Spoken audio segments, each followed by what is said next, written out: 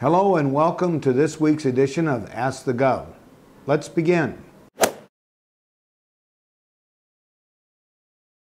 Our first question comes from Adam in Urbandale via Facebook. Adam asks, has biennial budgeting worked how you envisioned it? Yes, it has. The idea of biennial budget was to have more long-range planning, have a 2-year budget, and also a 5-year projection. The result of it is we're planning ahead and spending less than we're taking in each year, and Iowa is now in one of the best financial conditions of any state in the country. This is sustainable and it makes a lot of sense, and it ended the bad budgeting practices of annual budgeting and using one-time money for ongoing expenses that was used in the previous administration. Our second question comes from Eric in Stratford via Facebook.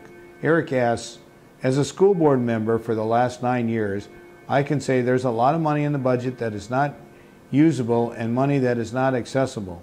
What can we do to rewrite the way Iowa requires schools to utilize their budgets so we can have more usable resources and less waste?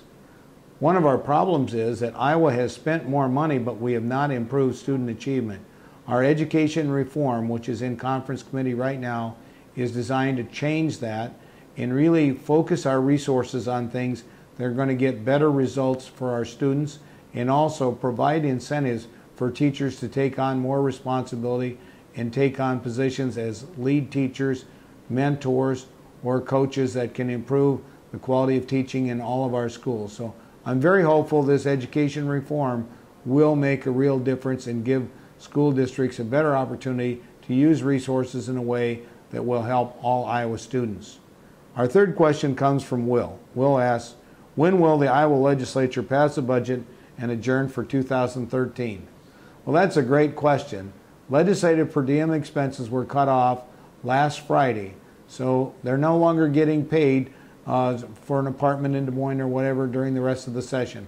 I'm hopeful they will now get down to serious business, pass the education reform out of conference committee, and pass the property tax relief, as well as agree to our Healthy Iowa plan to help improve the health of Iowans and make it more attractive for doctors to want to locate and practice in our state, as well as complete the budget.